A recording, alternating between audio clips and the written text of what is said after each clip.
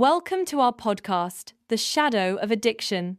Today, we explore a family's journey through the dark corridors of addiction. Dr. Smith, can you shed light on how addiction often starts? Certainly. Addiction often begins subtly, with occasional use turning into dependency.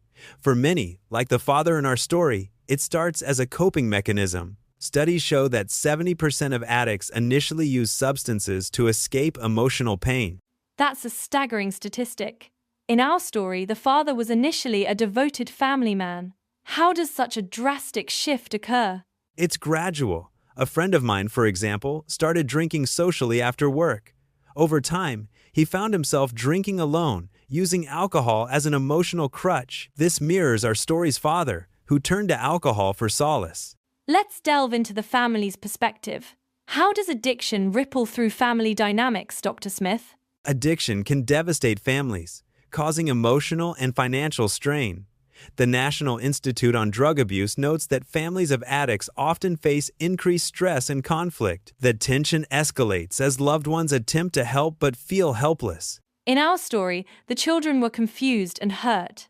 What can families do to support their loved ones without enabling the addiction?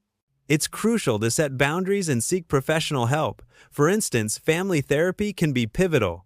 A colleague of mine shared how therapy helped his family communicate better, breaking a cycle of silence and misunderstanding. Transitioning to recovery, what are the first steps someone can take to break free from addiction, Dr. Smith? Acknowledgement is key. Admitting there's a problem is often the hardest step. The American Psychological Association highlights that recognizing addiction as a disease, not a moral failing, is essential for recovery.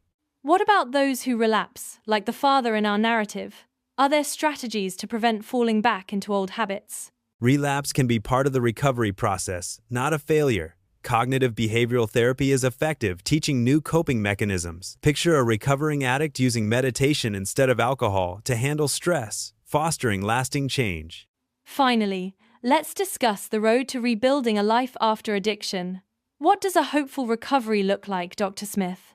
Recovery is a journey, not a destination. It involves rebuilding trust and creating a supportive environment. A client of mine found success by engaging with support groups and reconnecting with passions outside of addiction. That's inspiring. How can communities contribute to supporting individuals in recovery and ensuring they thrive? Communities play a vital role by fostering acceptance and providing resources. Initiatives like neighborhood support networks and community centers offer safe spaces for healing and growth. Together, we can create a brighter future.